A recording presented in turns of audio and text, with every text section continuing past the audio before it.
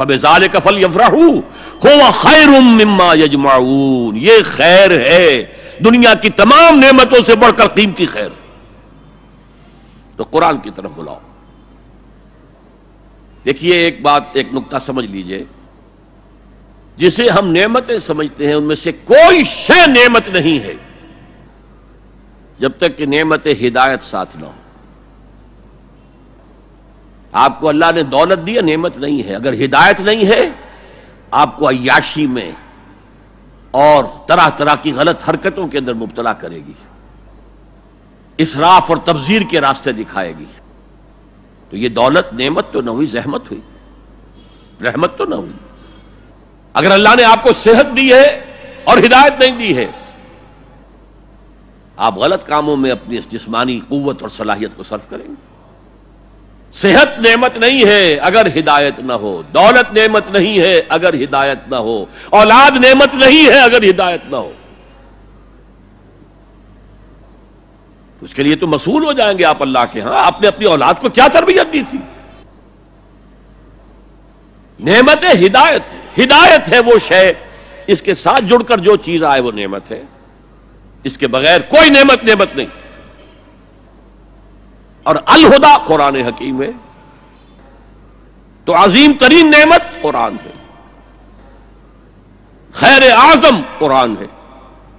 میں ابھی آپ کو وہ حدیث سنا چکا ہوں، هو حبل اللہ المتین وهو الذکر الحکیم وهو الصراط المستقیم، جس کے آخری الفاظ جو ہیں وہ بہت ہی فصاحت اور بلاغت اور اس میں جو جوش اور جذبہ ہے، واقعتاً یہ حدیث جو ہے یہ اپنی فصاحت اور بلاغت کے اعتبار سے قرآن مجید کے بہت قریب پہنچ جاتی ہے۔ من قال به صدقہ، من عمل به اجرا، ومن حکم به عدلا، ومن دعا الیہ ہدی الی صراط مستقیم۔ جو اس قرآن کی بنیاد پر کوئی بات کہے اس نے سچ کہا، جو اس قرآن کے پر عمل کرے اس کا اجر محفوظ ہے، جو اس قرآن کی روح سے کوئی فیصلہ کرے اس نے عدل کیا، اور جو اس قرآن کی طرف بلائے کسی اور کو ہدایت ہو نہ ہو اس کی ہدایت تو ہو گئی، انشورڈ۔ ومن دعا الیہ ہدی الی صراط مستقیم، اور اس میں جو پہلے آیت تھی نا اس میں بھی یہی ہے، ومن یعتصم باللہ فقد ہدی الی صراط مستقیم۔ آیت نمبر 101 جو ہے ہماری آج کی گفتگو 102، 103، 104 پر ہے، اس سے پہلی جو آیت ہے وَمَن يَعْتَصِم بِاللَّهِ فَقَدْ هُدِيَ إِلَىٰ صِرَاطٍ مُسْتَقِيمٍ، اور اللہ کے ساتھ جڑ جانے کا ذریعہ قرآن کے ساتھ جڑ جانا۔ پہلا کام ہو گیا دعوت الی القرآن، دوسرا کام امر بالمعروف نہی عن المنکر۔ یہ ہم کافی مرتبہ دیکھ چکے ہیں حضرت لقمان کی نصیحتوں میں بھی، یا بنی اقم الصلاۃ وامر بالمعروف وانہی عن المنکر واصبر علی ما اصابک ان ذلک من عزم الامور۔ اب یہاں پر بھی وہی آیا، نیکی کا حکم دیں، بدی سے روکیں۔ امر کا لفظ عربی زبان میں صرف حکم کے لیے نہیں آتا، مشورے کے لیے بھی آتا ہے۔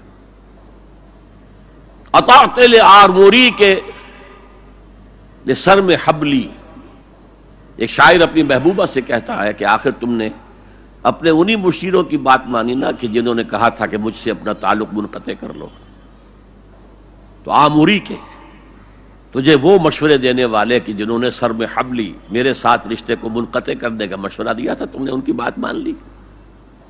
تو نیکی کا مشورہ یہ بھی امر بالمعروف ہے، نیکی کا حکم جہاں اتھارٹی ہے وہاں تو آپ پابند ہیں اس کے۔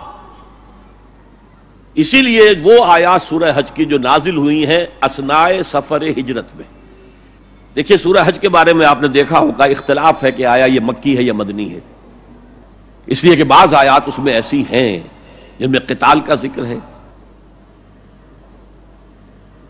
اذن للذین یقاتلون بانہم ظلموا وان اللہ علی نصرہم لقدیر، مکی دور میں تو ابھی قتال تھا ہی نہیں، قتال کی اجازت نہیں تھی۔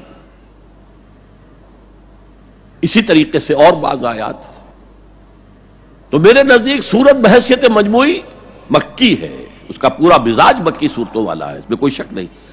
البتہ کچھ آیات اس میں مدنی نہیں بلکہ اس اعتبار سے برزخی ہیں کہ حضور جب مکے سے تشریف لے جا رہے تھے مدینے کی طرف اس اثناء میں نازل ہوئی. انہی میں وہ آیت ہے الذین ان مکناہم فی الارض اقاموا الصلاۃ وآتوا الزکاۃ وامروا بالمعروف ونہوا عن المنکر. وہ لوگ کہ جنہیں اگر ہم زمین میں غلبہ عطا کر دیں، تمکن عطا کر دیں، طاقت دے دیں، تو وہ نماز قائم کریں گے، زکوٰۃ کا نظام قائم کریں گے، نیکیوں کا حکم دیں گے، بدیوں سے روکیں گے. اس لیے کہ تمکن فی الارض حاصل ہو چکا ہے، اب بدیوں سے جب بالجبر بھی روکا جا سکتا ہے، نیکی کا حکم دیا جا سکتا ہے. زکوٰۃ زبردستی لی جائے گی، دینا چاہو یا نہ دینا چاہو. انکار کرو گے تو تمہارے ساتھ قتال ہوگا. اس لیے کہ اب معاملہ جو ہے صرف واعظ و نصیحت کا نہیں ہے، اب تمکن ہے، غلبہ ہے، طاقت ہے، قوت ہے. تو جہاں جہاں جس جس درجے میں کسی کو بھی کوئی اختیار اور اقتدار ہو، اس پر واجب ہے امر بالمعروف اور نہی عن المنکر.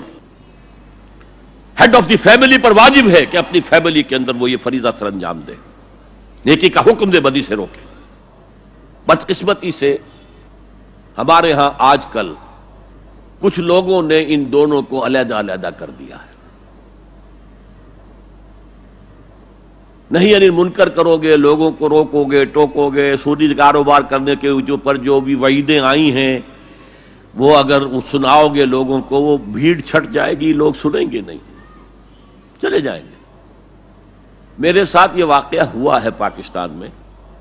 میری انجمن کے مؤسسین میں سے ایک صاحب تھے، ہیں اب بھی زندہ ہیں. انہوں نے مجھ سے آ کر ایک دفعہ کہا کہ ڈاکٹر صاحب ہمارے لیے تو سود کو چھوڑنا ممکن نہیں ہے، ہمارا کاروبار ایسا ہے کہ بینک سے معاملہ کیے بغیر ہم نہیں چل سکتے. اور آپ ہمیں دوسرے تیسرے جمعے میں وہ حدیثیں سنا دیتے ہیں کیا ربا 70 حوبا ایسرھا ان ينكح الرجل امه. سود کے جرم کے گناہ کے 70 حصے ہیں، کچھ بڑے ہیں کچھ چھوٹے ہیں. سب سے چھوٹا اس کے مساوی ہے کہ تم کوئی شخص اپنی ماں کے ساتھ زنا کرے. یہ حدیث تو ہم سے نہیں سنی جاتی. ہم سود تو نہیں چھوڑ سکتے، آپ کا جمعہ تو چھوڑ سکتے ہیں نا. وہ میرے ہاں جمعہ پڑھنا چھوڑ دیں. اب یہ صورتحال ہے کہ کچھ لوگ اسی خوف سے کہ لوگ یا رب فاجمعنی بكل الصحب والأحباب واكتب لنا أن ندخل الجنات بالريان.